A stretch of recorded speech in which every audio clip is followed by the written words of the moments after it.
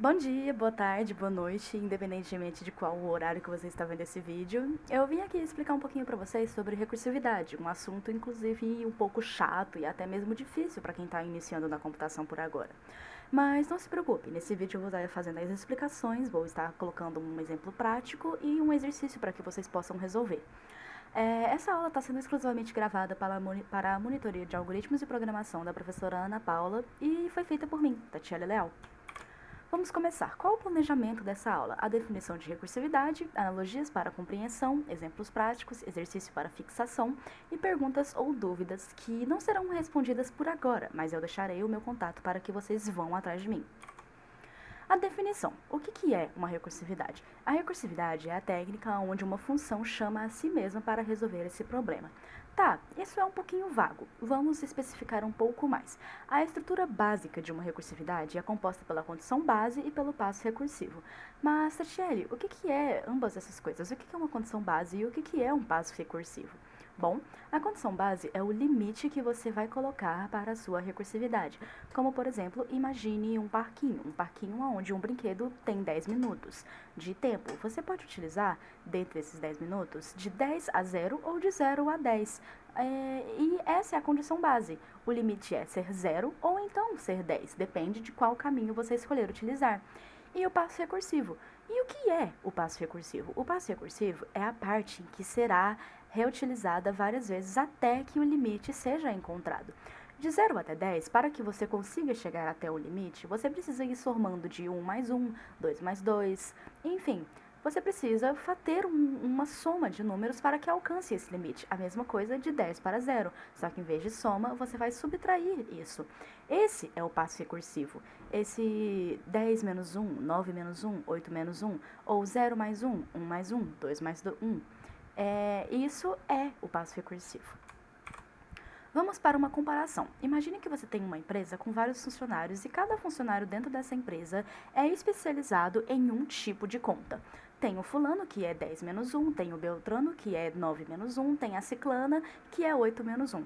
Você não concorda comigo que seria mais fácil a gente treinar um funcionário para que ele reconheça o padrão dessa subtração, o padrão dessa contagem? Você percebe que é sempre um número menos 1? Como que a gente pode trazer a isso? X menos 1.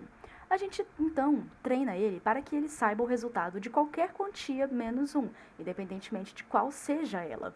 E ele vai fazer isso até que esse processo alcance um limite que a gente estabelecer para esse processo.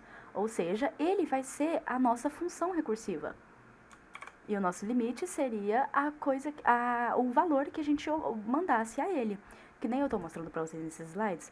Para resolver uma tarefa maior, como 10 menos 1, ele faz o que sabe, x menos 1, e depois passa para 9 menos 1 e assim por diante, até chegar na base que a gente ordenou para ele.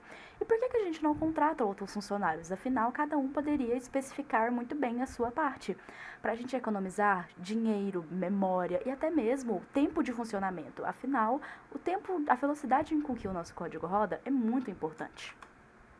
Mas o que tem a ver isso que eu disse com a recursividade? Bom, as comparações foi de funcionário para função recursiva, a tarefa foi sobre a subtarefa e a repetição sobre o loop recursivo. Vamos para um exemplo. Aqui, como vocês podem ver, é um exemplo de código um tanto quanto simples para vocês começarem a aprender na prática o que é a recursividade. Vocês podem perceber que isso é um código em C, feito no Visual G. Vocês podem fazer em qualquer outro tipo de compilador que vocês queiram. Entretanto, eu fiz no Visual G. A primeira coisa que a gente declara é a biblioteca e depois uma função.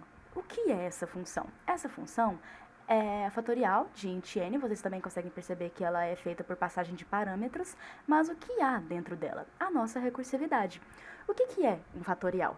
Caso você não saiba o que é um fatorial, é você pegar um número e multiplicar ele pelos seus antecessores até que chegue a 1. Então, por exemplo, 2. Qual que é o fatorial de 2? 2 vezes 1. 2. Qual que é o fatorial de 3? 3 vezes 2 vezes 1. 6. Então, um fatorial é isso em específico. Então, lembra que lá no começo eu disse sobre ter uma base, ter um limite? Então, a gente precisa ter um condicional. A nossa recursividade chegou ao limite? Se ela chegou ao limite, então ela se encerra. Mas e se ela não chegar ao limite? O que a gente faz? A gente retorna ela e então começa aquele looping, o qual eu havia explicado para vocês. Bom, como eu estava falando, vocês conseguem ver que a gente pega um exemplo de 10, por exemplo. 10 é igual a 0 ou a 1? Não, não é. Então ele volta ele continua na recursividade. 10 vezes fatorial de 10 menos 1, que fica 9. E aí ele vai pegando esses resultados até que dentro do fatorial seja igual a 1 ou igual a 0. Muito provavelmente 1 primeiro. E ele vai multiplicando esses valores até que então chegue o resultado desse fatorial, que é justamente o que o int main faz. Vocês conseguem perceber que a primeira declaração é de número, para a passagem de parâmetros entre int n e número. E logo depois a gente tem o printf, indicando o que o usuário tem que fazer. Digite um número para calcular o fatorial. Então você recebe esse número com o porcentagem d e o e-comercial mais número, ponto e vírgula comum, todos vocês já sabem o que é. E o int resultado, que é igual ao fatorial do número. O int resultado que é?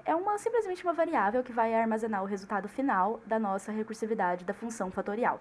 E o número é a passagem de parâmetros, onde ele será substituído lá no int n. E logo depois, embaixo, você tem printf, fatorial de porcentagem d é igual a fatorial a porcentagem d barra n. O que é o barra n? É só um pular de espaço, não precisa se preocupar quanto a isso. E as variáveis que você coloca após o texto inserido são sequencialmente as que vão aparecer. Ou seja, porcentagem D, o primeiro, é equivalente ao número. Porcentagem D, o segundo, é equivalente ao resultado. A gente não tem mais nada o que fazer dentro do código, então a gente finaliza ele, dando o return 0. A explicação é função. Se n for 0 ou 1, a função retorna a condição base. Caso contrário, ela continua fazendo o seu cálculo. A função main recebe o usuário, chama a função e calcula, além de exibir o resultado. A analogia é aquela que a gente já havia explicado antes. O funcionário resolve uma parte da tarefa e então delega a subparte para si mesmo, até que ela esteja completa. Agora eu vou deixar um exercício para que vocês possam resolver sozinhos. Mas não se preocupem, vocês não são obrigados a acertá-lo de primeira, afinal vocês estão aprendendo. O exercício é um pouquinho simples. Basta você fazer uma função recursiva que calcule a soma dos números de 1 até n, ou seja, do número 1 até o número da escolha do usuário, como por exemplo 10. A gente vai somar de 1 mais 2 mais 3 mais 4 mais 5 e assim em diante. Aqui está o esqueleto do código para que vocês possam utilizar ou então se baseiem nele. Não necessariamente precisam utilizar assim. Às vezes, se vocês tiverem uma nova ideia, é ótimo também. Mas, de qualquer forma, eu terminei a nossa aula e finalizo por aqui. Se vocês tiverem alguma dúvida ou qualquer coisa que queiram me dizer, basta simplesmente me contatar em uma dessas redes que eu coloquei, o meu e-mail, o meu celular ou o meu Discord. Então, é isso. Muito obrigada, um beijo a todos e qualquer coisa é só me chamarem.